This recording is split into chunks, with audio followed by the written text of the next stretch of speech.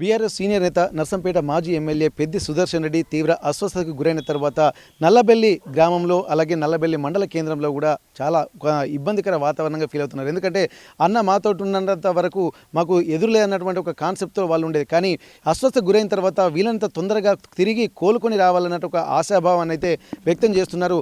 ఎప్పటికప్పుడు health bulletin వింటున్నటువంటి నల్లంబెల్లి మండల ప్రజలు ఇక్కడ వీళ్ళంత త్వరగా కోలుకుంటే బాగుంటుందన్నటువంటి ఆలోచన చేస్తున్న నేపథ్యంలో ఒక్కసారి ఎందుకంటే నిన్న మొన్నటి వరకు మంచిగా ఉన్నటువంటి వ్యక్తి అస్వస్థతకు గురి కావడం పట్ల కూడా ఆందోళన చెందుతున్నటువంటి నల్లబెల్లి మండల వాసులు కూడా మనతో ఉన్నారు. ఒక్కసారి వాళ్ళతో మనం మాట్లాడదాం.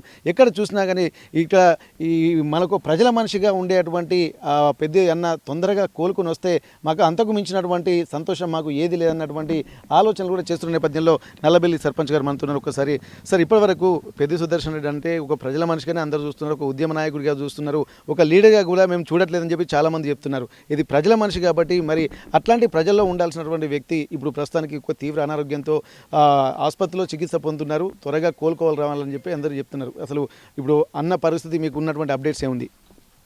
అన్న తీవ్రమైన అస్వస్థతకు గురి కావడం జరిగింది. దానికి మా అన్న దూరపు కాదు, మా నల్లవెల్లి గ్రామ ప్రజలందరికీ కుటుంబ సభ్యుడు.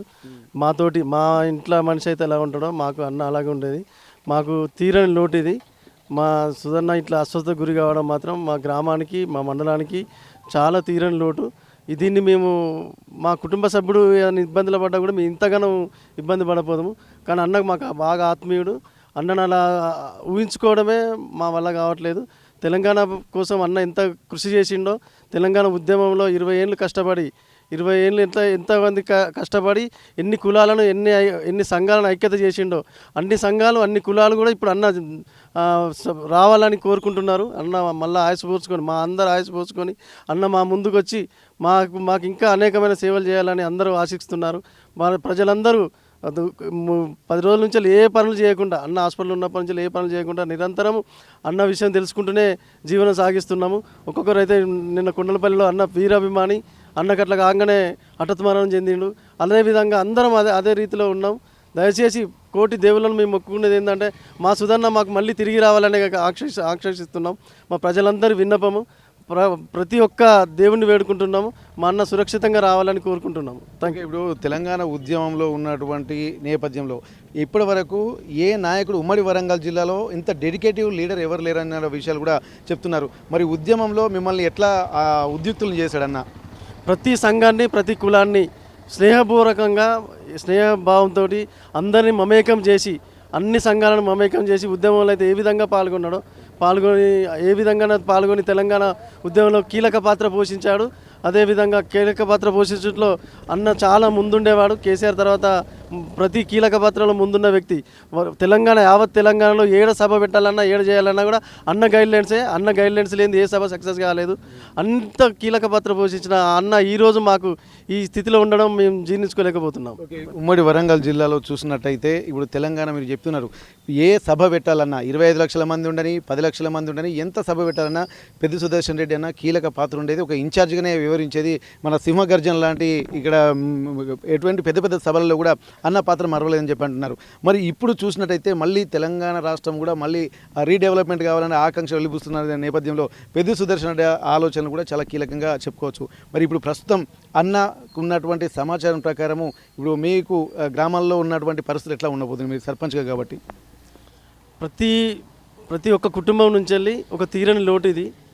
సొంత కుటుంబ సభ్యుడైతే ఏ విధంగా ఇబ్బందులు ఉంటే ఎంత బాధపడుతున్నారో అంత విధంగా ఉన్నారు. కాబట్టి మా అందరి కుటుంబ సభ్యులు ఆయుష్ పోసుకొని అన్న మళ్ళీ తిరిగి రావాలని కోరుచున్నాం. మీరు చెప్పండి సార్, ఇప్పటి వరకు తెలంగాణలో ఒక ప్రత్యేకత కేసీఆర్ గారికి తెలంగాణ రాష్ట్ర వ్యాప్తంగా ఎట్లాంటి క్రేజ్ ఉంటుందో అట్లాంటిది ఇప్పుడు ఉమ్మడి వరంగల్లా చూసినట్టయితే పెద్ది సుదర్శన్ రెడ్డి అంటే ఒక ఉద్యమ నాయకుడు, ఒక లీడరు, ఒక ప్రజల మనిషి అన్నటువంటి విషయాలు కూడా చెప్తున్నారు. మరి ఇట్లాంటి వ్యక్తి అస్వస్థ గురి కావడం పట్ల మీ ఇక్కడ ఎట్లా ఉంది వాతావరణం? సార్, మేము మా చిన్నప్పటి నుండి కూడా మేము కలిసిమెలిసి ఉన్నాం. ఆయన ఒక వ్యక్తి కాదు, శక్తి, ఒక దేవుడు. మా గ్రామం లోపల కానీ మా నియోజకవర్గం లోపల కానీ ఎన్ని వేళలా ఆపద అంటే తలుపు తట్టుకొని ఎనీ సమయం లోపల ఏ టైం లోపలైనా కూడా నేను ఉన్నా అని బయటికి వచ్చి తగినటువంటి సలహాలు సూచనలు ఇచ్చి ప్రతి ఒక్కరిని కూడా ముందుకు నడిపించేటువంటి దేవుడు సార్. అలాంటి వ్యక్తి ఈరోజు ఈ స్థితి లోపల ఉన్నాడంటే అసలు మేము ఏం చేయాలి? అవసరమైతే ఆయనకు మా శరీరం లోపల ఉన్నటువంటి అవయవాలను కూడా దానం చేయడానికి కూడా మేము సిద్ధంగా ఉంటాం సార్. అలాంటి వ్యక్తిని మేము కాపాడుకోవాలని ఆ దేవుణ్ణి కూడా మేము ప్రార్థిస్తున్నాం సార్. ఉమ్మడి జిల్లాలో నాయకత్వం వల్ల ఆయనే ముఖ్య పొజిషన్ పచించిండు, చేసిండు. ప్రతి ఒక్క ఒంటరిగా వేయండు. ఇక ఆయనకు సపోర్ట్ ఇవ్వలేరు. జడ్పీటీస్ కాంచని అటు నుంచి ఎవరు సపోర్ట్ లేరు. లేకుండా కూడా ఒక్కడు సొంతంగా వేయండు. సొంతంగా పోయి ఈ స్టేజ్కి వచ్చిండు. ఇప్పుడు మినిస్టర్ హోదా. కానీ అట్లా అయినందుకు మాకు మస్తు బాగా అనిపిస్తుంది. అన్న చెప్పినట్టు నేను చెప్తానా, మా గుండెలైనా ఇస్తాం, మేము ఏమైనా ఇస్తాం, కానీ ఆయన ఉండాలి. ఎందుకంటే ప్రజల కోసం కాపాడుకోవాలి సార్. కాపాడుకోవాలి. ఒకటి దేవుడు మాకు సహకరించాలి, మేము ఆయనను కాపాడుకోవాలి. అది సార్, మేము ఎన్ని రోజులైనా దేనికైనా మేము సిద్ధం సార్. ఈ రోజు కాదు, ఆయనకు ఎల్ల వేళలా మేము రుణపడి ఉంటాం. ఆయన కోసం దేనికైనా మేము తెగిస్తాం సార్. అలాగే కాదు, తెలంగాణ ఉద్యమం లోపల కూడా ఆయనతోటే కలిసిమెలిసి ఉన్నాం. ఇప్పటికీ కూడా ఆయన మాటను కూడా మేము వెనక తీయలేదు. ఆయన ఏది చెప్తే కూడా మేము అదే చేసినాం సార్. మేము అందరం చిన్ననాటి నుంచి కూడా కలిసిమెలిసే ఉన్నాం. Okay okay. ఇప్పుడు పెద్ద సుదర్శన్ రెడ్డి గారు పర్లేదు, మీకు తెలిసింది. ఇప్పుడు సుదర్శన్ రెడ్డి గారికి అస్వస్థతగా ఇప్పుడు తనకు వేరే ఎటువంటి బ్యాడ్ హ్యాబిట్స్ ఏమంటారు, మందు తాగడం అంటారు, చికెన్ తాగడం తినడం అంటున్నారు, నాన్ వెజ్ కూడా తినడం చెప్పి అంటున్నారు. మరి ఆయనకు ఎగ్ కూడా అలవట్లేదు. ఎగ్ పట్టలేదు. టిఫిన్ కూడా పొద్దున ఒక 2 ఇడ్లీ అయితే 2 ఇడ్లీ, లేకుంటే 2 పూరి అంతే. మంచి సాఫ్ట్ ఉంటాడు ఇక ఫుడ్ విషయంలో. ఏ ఫంక్షన్లో పోయినా కూడా కొద్దిగా తినడు అంతే. ఇంటికి వస్తాడు, వాళ్ళ ఇంటికి భోజనం చేస్తాడు. ఏం అలవట్లేవు. అట్లాంటి మనిషి ఇట్లా అయిందంటే ఆ దేవునికి మొక్కాలి. ఇక ఇప్పుడు దేవులే వరం ఇవ్వాలి. ఇక మేము అన్నీ చేసుకున్నాం. ఓకే, ఒక విధంగా ఇప్పటిదాకా, ఎందుకంటే మొన్ననే చాలా ఇబ్బందికర వాతావరణం నుంచి ఇన్ని రోజులు ఇక్కడ కొంత అంటే ఈ మాత్రం మొన్న వెంటిలేటర్ మీద వరకైనా వచ్చిండు, సిపిఆర్లు చేశారు, 9 సార్లు చేశారని చెప్పి అంటే అందరూ అనుకున్నారు ఖచ్చితంగా భగవంతుడు ఊపిరి పోస్తాడని చెప్పి అనుకున్నారు కదా, ఖచ్చితంగా మళ్ళీ తిరిగి రావాలని చెప్పి అందరూ అనుకుంటున్నారు కదా. కోరిక బాగున్నది మాకు. మేము ఏమన్నా మా వెళ్తాం, మా అంటే ఇప్పుడు కొందరు తెలుస్తుంది కానీ అట్లా ఆయనే బతకాలి, 100% బతకాలి అన్న. ఇప్పుడు మీరు పెద్ద సుదర్శన్ రెడ్డి అంటేనే నిజంగా అందరికీ ఒక గుండెలు. ఇప్పుడు మీరు చెప్తున్నటువంటి మాటలు చూస్తుంటే శరీరంలో అవయవాలు వేరైనప్పటికీ కూడా ఆ శరీరం అంతా ఒక్కటే అన్నట్టుగా ఆ విధంగా మీ మాటలు చూస్తుంటే అనిపిస్తూ ఉన్నాయి. మరి పెద్ద సుదర్శన్ రెడ్డి వీరినంత వరకు కోలుకొని రావాలన్నటువంటి ఆశాభావం వ్యక్తం చేస్తున్నాను. మరి గ్రామస్తులు కూడా, ఎందుకంటే ఇక్కడ మహిళలు కూడా కొంతమంది తను మొదటి ఉద్యమంలో నడిపినటువంటి నాయకుడు ఒక్కసారి అన్న ముందు నడిస్తే వేలాది మంది వెనక తరలి వచ్చినటువంటి వ్యవస్థ అయితే కనిపించింది. మరి ఇప్పుడు ఒక్కసారి అస్వస్థ గురిగా అయిన తర్వాత ఎట్లా ఉంది ఊళ్ళో పరిస్థితి? సారు ఆరోగ్యం బాగాలేకపోతే చాలామంది అంతా బాధపడుతున్నారు సార్. మేము కూడా ఏం చెప్పలేకుండా కూలిపోతున్నాం. చుట్టుపక్కల వాళ్ళు వీరాభిమానులు కూడా హఠాత్ మరణంగా గుండెపోటుతో చనిపోతున్నారు.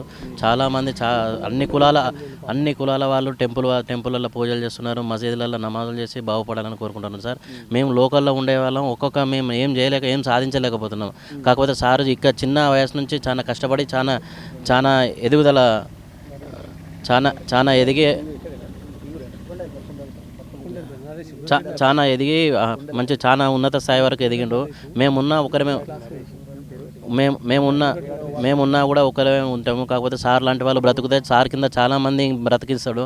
అలానే మేము సార్ కోసం ఇంకా ఏదైనా చేయడానికి, మా అవయవాలైనా ఏది దానం చేస్తే ఏది యూజ్ అయితే ఇది ఇవ్వడానికి చాలా సిద్ధంగా ఉన్నాం సార్. మేమైతే పెద్దన్న లాంటి వ్యక్తి మా నియోజకవర్గంలో లేడు. అలాంటి వ్యక్తి మంచి వ్యక్తి, ప్రతి దానికి ఇన్వాల్వ్మెంట్ అయ్యేది. ప్రతిసారి ఏదైనా సందర్భం వచ్చినా పిల్లల విషయాలకైనా స్టడీ విషయంలో, మొన్న రీసెంట్గా నేను మా పిల్లగానికి సీటు కోసం కలిసిన, ఖచ్చితంగా చేద్దామని చెప్పిండు. అలాంటి వ్యక్తి ఇలాంటి పొజిషన్లో ఉండడం మాకు చాలా బాధగా అనిపిస్తుంది. మాకు ఇప్పుడు ఆయన ఈ పొజిషన్లో ఉండడు అసలు జీర్ణించుకోలేకపోతాను. మా మండలంలోనే కాదు, చుట్టుపక్కల మండలాలు కూడా ఈ నియోజకవర్గంలో అలాంటి వ్యక్తి మళ్ళీ రాడు అనే దాంతో అందరు బాధపడుతున్నారు. అలాంటి వ్యక్తి బతకాలి, మా కోసం రావాలి, ఖచ్చితంగా మాతోటి మళ్ళీ చాలా కార్యక్రమాలలో పాల్గొనాలని మేము ఆశిస్తాను. పెద్ది సుదర్శన్ రెడ్డి ప్రస్తుతానికి అస్వస్థతకు గురైన తర్వాత కూడా ఊరటి నరేష్ అనేటువంటి ఒక 2వ వార్డు మెంబరు తను కూడా తీవ్రమైనటువంటి ఒక ఆవేదనకు గురై గుండెపోటుతో మరణించాడని చెప్పి ఇక్కడ వాళ్ళు చెప్తుంటే ఎంత ప్రేమను పంచుకున్నారు, ఎంత కలివిడిగా ఉండేటువంటి వాళ్ళు. ఎందుకంటే వాళ్ళు చెప్తున్నటువంటి మాటల్లోనే వారికి ఉన్నటువంటి ఎఫెక్షన్, వారికి ఉన్నటువంటి బాండ్, వారికి ఉన్నటువంటి ఉద్యమ నేపథ్యము అందరికీ ఎంతో తట్టి లేపి తెలంగాణ వైపు పరిగెత్తించినటువంటి ఒక వ్యక్తిగా, శక్తిగా ఇక్కడ పెద్ది సుదర్శన్ రెడ్డిని అభివర్ణిస్తున్నటువంటి పరిస్థితి. తను ఎట్టి పరిస్థితుల్లో మళ్ళీ తిరిగి కోలుకొని వస్తే మా అంత సంతోషపడేటువంటి వాళ్ళు ఎవరూ లేరన్నటువంటి విషయాలు కూడా చెప్తున్నారు. ఇప్పటికే ఉన్నటువంటి వాళ్ళు చుట్టుపక్కల తెలంగాణ వ్యాప్తంగా కూడా కొంత అతను ఉద్యమ నేపథ్యంలో తెలంగాణ ఆకాంక్ష ఏ విధంగా అయితే ఉందో పెద్ది సుదర్శన్ రెడ్డి మళ్ళీ తిరిగి రావాలన్నటువంటి ఆకాంక్ష కూడా అంత బలంగా ఉంటుంది. ఇప్పటివే క్రిస్టియన్స్ కూడా చర్చిలకు వెళ్తున్నామంటున్నారు, ఇక్కడ హిందువులు గుళ్ళకు వెళ్తున్నామంటున్నారు, ముస్లింలు నమాజ్కు వెళ్ళి ఇక్కడ మసీదులకు వెళ్ళి ప్రార్థనలు కూడా చేస్తున్నామని చెప్పి చెప్తున్నటువంటి పరిస్థితి. మరి ఇంత ఏ దేవుడైనా సరే ఆదుకొని మళ్ళీ ఆయనకు ప్రాణం పోస్తాడా, జీవం పోస్తాడా అన్నట్టు కూడా ఆశాభావాన్ని కూడా ఇక్కడ నల్లబెల్లి గ్రామస్తులు వ్యక్తం చేస్తున్నటువంటి పరిస్థితి.